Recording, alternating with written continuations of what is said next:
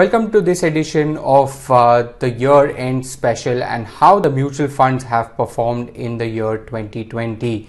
Let's have a look at that based on two factors. One is the absolute return in 2020 and the other one being relative performance versus their respective index in 2020. Starting off with the absolute return, 96% of the open-ended mutual fund schemes in India have delivered a positive return, while just 4% of the mutual fund schemes in India have delivered negative return. Now this on the face of it looks extremely encouraging and good. However, if you switch this to relative performance, then it becomes a little gloomy. The number of mutual funds or the percentage of mutual funds that have outperformed their respective benchmark index falls drastically to 39%, while the ones that have underperformed the index, that is even higher, stands at about 61%. So, two contrasting mutual fund performances, one on the absolute basis and second one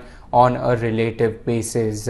Let's also have a look at which are the best funds in terms of absolute return. Most of these funds belong to the small and the mid cap category.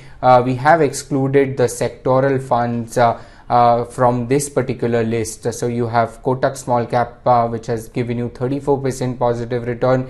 SBI small cap has managed to deliver 32% positive return, while you have UTI mid cap, which has also delivered 31.6%.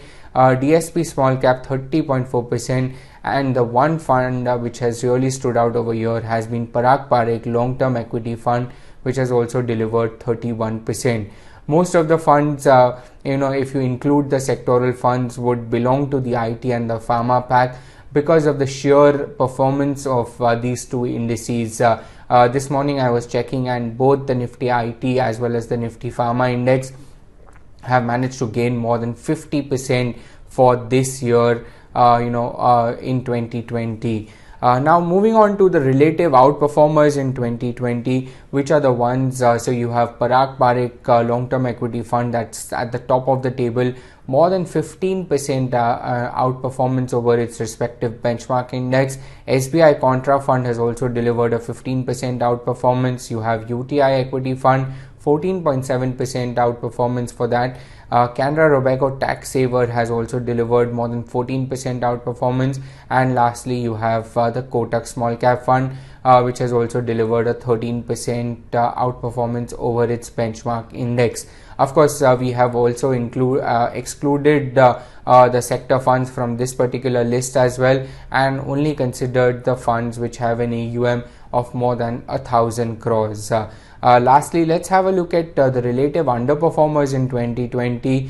And one thing that really stands out over here is one fund house, which is Nippon India, that really takes it to the top on this particular list.